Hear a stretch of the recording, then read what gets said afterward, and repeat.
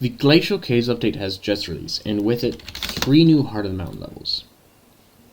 These Heart of the Mountain levels focus on things around the Glacial Caves, and especially the Glacial Mineshafts, making it very important that you get these for the new content. There's only a few things you need for this. First of all, you need Heart of the Mountain 7 to actually be in the Glacial Caves. You need a Royal Pigeon, some decent mining gear. This includes a drill that is X555 or higher, a gemstone gauntlet, or a topaz or jasper drill, as you need breaking power 9 to break the new gems in this area. And you need 4 commission slots. This is vital because you do not have 4 commission slots. Sometimes all 3 of your commissions will be to go in a glacial mineshaft, which can often be very slow. This update added 10 new commissions, 7 of which are for mining around the glacial caves, and 3 of which are for going into glacial mineshafts.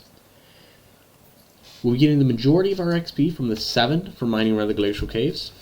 As I said before, going into mineshafts can often be inconsistent and take a long time. There are also 4 tutorial commissions, 1 of which are for ending a mineshaft once, and the others for looting 1 corpse.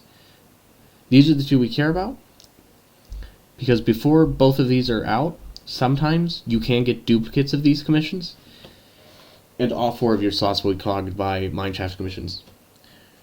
If that happens, just mine mithril or glaciite or whatever you want to really to get 1 mineshaft, and then you'll never have to worry about mineshafts again.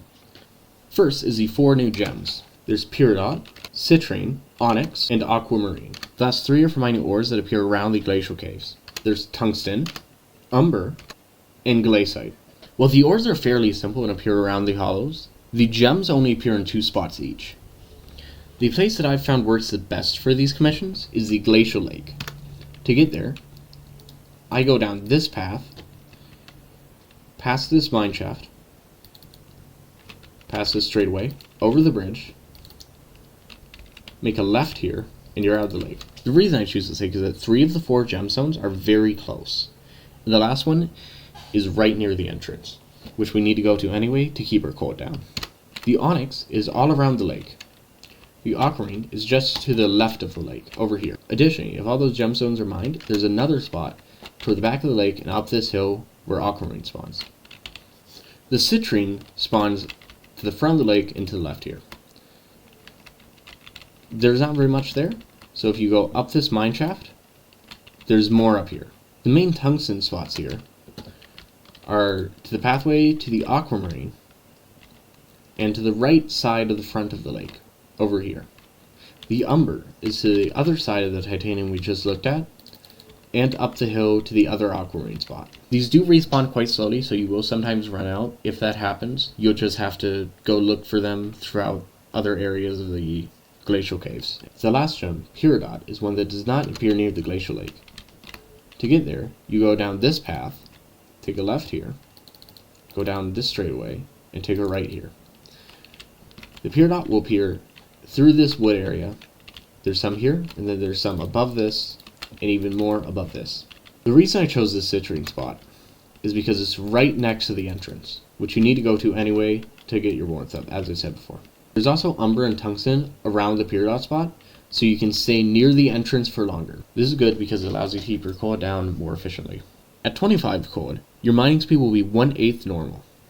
At 50 cold, it'll be 1/4 normal. At 75 cold, it'll be 3/4 normal, and at 100 cold, it'll be halved. And eventually, at 100 cold, you will die. So it's important to always come near this campfire every 25 cold. After teleporting between the campfire and the glacial lake enough times, you will eventually get a feel for this, and it'll become easier.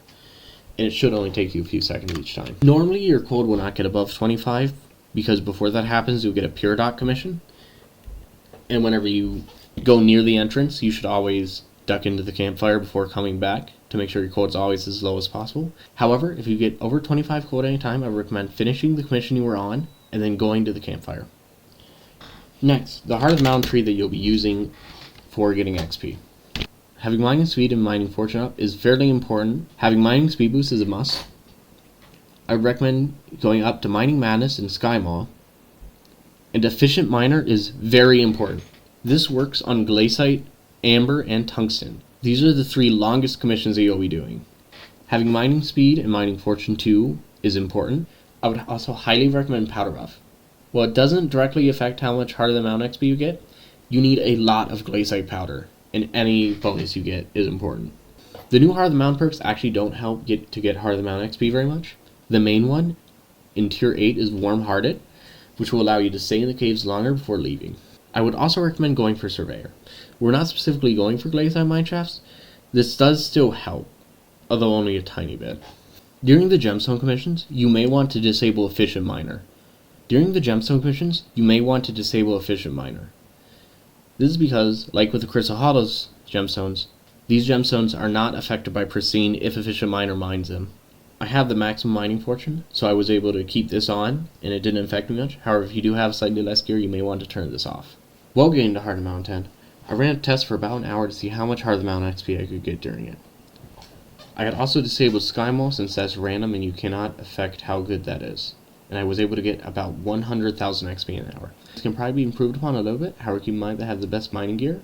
So if you have a little less gear than me, you will probably have slightly lower rates.